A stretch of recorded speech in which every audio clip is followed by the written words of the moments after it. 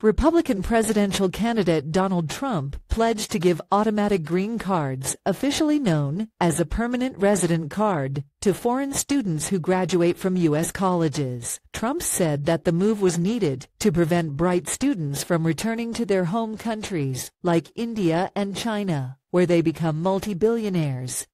During the All In podcast, the former U.S. president spoke of stories where people graduated from a top college, and they desperately wanted to stay in America, and they had a plan for a company, a concept, but those students had no option but to go back.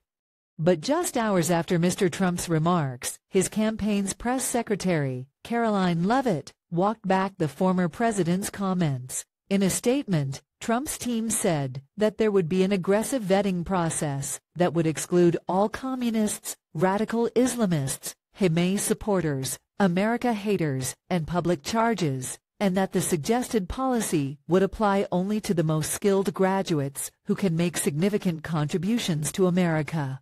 The United States hosted roughly 1 million international students in the academic year that ended in 2022. A majority of whom came from China and India. The United States granted lawful permanent residence to roughly 1 million people during the year that ended in September 2022. So such a policy change would significantly increase the number of green cards issued.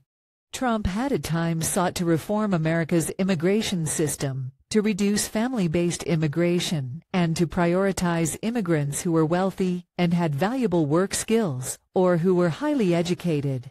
During his term as president, Trump's immigration policy restricted green cards, visa programs, refugee resettlement, and other forms of legal immigration. This significantly reduced the number of lawful permanent residents entering the United States.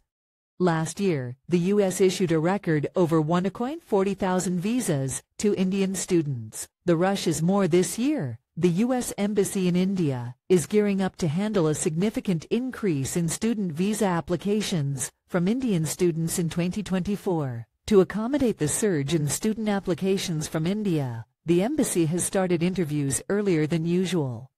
Immigration is one of the key election issues in the U.S. A recent poll by Pew Research Center showed that 59% of registered U.S. voters wanted citizenship to be awarded to immigrants.